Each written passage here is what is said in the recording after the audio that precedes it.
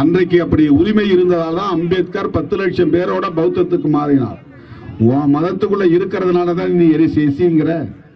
உன்னோட சேர்ந்து நானும் இந்துன்னு சொல்றதுனால இந்த கோயிலுக்குள்ள நுழையக்கூடாது நீ தடுக்கிற. கோயிலுக்குள்ள நுழைஞ்சா தீட்டுன்னு சொல்ற. உன் சங்காத்தே வேண்டாம், நான் பௌத்தத்துக்கு போறேன் அப்படின்னு 10 லட்சம் பேரோட பௌத்தத்துக்கு போனார். உனக்கு எனக்கு எந்த உறவும் தேவையில்லை. நீ இந்து நானும் இந்துன்னு சொல்றதுனால என்ன நீ கீழ்சாதிங்கிற. நான் புத்திஸ்டா மாறிட்டா நீ வேற மதம், நான் வேற மதம். என்ன நீ எஸ்சின்னு சொல்ல முடியாது. என்ன நீ கோயிலுக்குள்ள முத்துமாரியம்மன் கோயிலுக்குள்ள வராதன்னு சொல்ல முடியாது. நீ சிவபெருமான் கோயிலுக்குள்ள வர முடியாதுன்னு தடுக்க முடியாது. ஏன்னா நான் வர வேண்டிய அவசியம் இல்லை. இந்த மதத்தில் இருக்கிறதுனால நான் சாமி கும்பிட வர வேண்டியிருக்குது. இந்த மதத்தில் இருக்கிறதுனால நான் திருவிழாவுக்கு வர வேண்டியிருக்குது. இதை யார் செய்தது என்றால் 1956 புரட்சியாளர் அம்பேத்கர் அவர்கள் அக்டோபர் மாதம் 24ஆம் தேதி 10 லட்சம் பேரோடு மதம் மாறினார். அந்த சுதந்திரத்தை தடுப்பதுதான் பிஜேபி நோக்கம். எல்லா மாநிலங்களிலும் மதம் மாற தடை சட்டம் கொண்டு வரான். நீ உன் குடிசையை கொளுத்தினாலும் இந்த மதத்திலே இரு, உன்னை மானபங்கப்படுத்தினாலும் இந்த மதத்திலே இரு, நீ கோயிலுக்குள்ள நுழையக்கூடாதுன்னு தடுத்தாலும் அதை தாங்கிக்கிட்டு இந்த மதத்திலே இரு.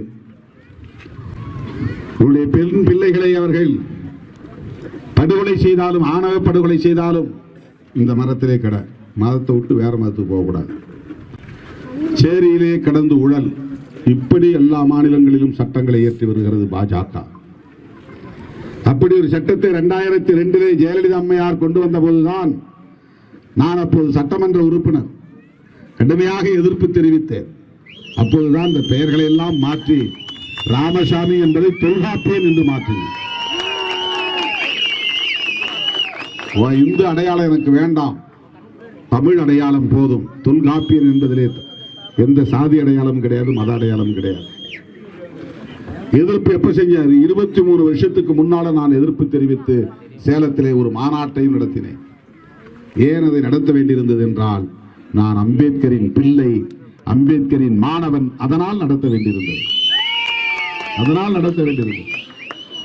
அந்த கருத்தை அடிப்படையாக கொண்டதற்கு பெயர்தான் மதச்சார்பின்மை. இது கான்ஸ்டிடியூஷன்ல அம்பேத்கர் எழுதியிருக்கிற ஒரு கோட்பாடு. அந்த கோட்பாட்டுக்கு ஆபத்து வருகிறது என்று உணர்ந்த காரணத்தினால்தான் திருச்சிராப்பள்ளியில மதச்சார்பின்மை காப்போம், அதான் பேரணிக்கு பேர். இந்தியாவிலேயே யாரும் இப்படி ஒரு பேரணி நடத்தியிருக்க முடியாது. கொள்கை அடிப்படையில் அந்த பெருமைக்குரிய இயக்கம் விடுதலை சிறுத்தைகள் கட்சி. விடுதலை சிறுத்தைகளை தவிர்த்து இனி தமிழ்நாட்டில் யாராலும் காய்களை நகர்த்த முடியாது, அரசியல் செய்ய முடியாது என்று உறுதிபட சொல்லக்கூடிய வகையில நாம் இன்றைக்கு நிமிர்ந்து நிற்கிறோம். இதற்காக நாம் கொடுத்திருக்கிற விலை கொஞ்ச நெஞ்சம் அல்ல. ஒரு நாளைக்கு 3 மணி நேரம் கூட நான் உறங்குவதில்லை. அவ்வளவுதான், வண்டியிலே தான்.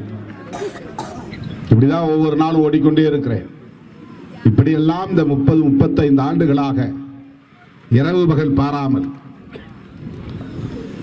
புரட்சியாளர் அம்பேத்கரின் கொள்கைகளை பரப்பி, அவருடைய சிந்தனைகளை பரப்பி, நாங்களும் ஒரு அரசியல் சக்தி என்பதை உணர்த்தக்கூடிய வகையில இன்றைக்கு 4 சட்டமன்ற உறுப்பினர்களையும் 2 நாடாளுமன்ற உறுப்பினர்களையும் கொண்ட ஒரு மாநில கட்சியாக அங்கீகரிக்கப்பட்டிருக்கிறோம். இந்த அங்கீகாரத்தை தக்க வைக்க வேண்டும். தமிழ்நாட்டில் இது ஒரு தவிர்க்க முடியாத சக்தி என்பதை மேலும் மேலும் உறுதிப்படுத்த வேண்டும். இத்தனை காலம் இந்த இயக்கம் இல்லாமல் இருந்த காலத்தில் நீங்கள் வெவ்வேறு இயக்கங்களில் இருந்திருக்கலாம். இத்தனை காலம் திருமாவளவன் இல்லாத காலங்களில் நீங்கள் யார் யாருக்கோ வாக்களித்திருக்கலாம். இன்றைக்கு இந்த ஒடுக்கப்பட்ட மக்களுக்காக, விளிம்பு நிலை மக்களுக்காக புரட்சியாளர் அம்பேத்கரின் கொள்கைகளை ஏந்தி களவாடி கொண்டிருக்கிற விடுதலை சிறுத்தைகள் கட்சியை வலுப்படுத்த வேண்டும். இனி ஒவ்வொரு ஓட்டும் சிறுத்தைகள் இயக்கத்திற்கு என்ற உறுதியை நீங்கள் மேற்கொள்ள வேண்டும். சிறுத்தைகள் இருக்கிற அணிக்கு எமது வாக்கு என்கிற உறுதிப்பாட்டை நீங்கள் மேற்கொள்ள வேண்டும். அந்த உறுதிப்பாட்டை நீங்கள் எடுத்தால் திருமாவளவனின் குரல் இன்னும் அழுத்தமாக ஒலிக்கும், இன்னும் வலுவாக ஒலிக்கும். திருமாவளவனின் உழைப்பு இன்னும் பெருகும். ஆகவே கடந்த காலங்களில் எப்படியோ நாம் வெவ்வேறு இயக்கங்களில் சிதறி கிடந்திருக்கலாம், வெவ்வேறு கட்சிகளில் சிதறி கிடந்திருக்கலாம், வெவ்வேறு சின்னங்களுக்கு வாக்களித்திருக்கலாம்.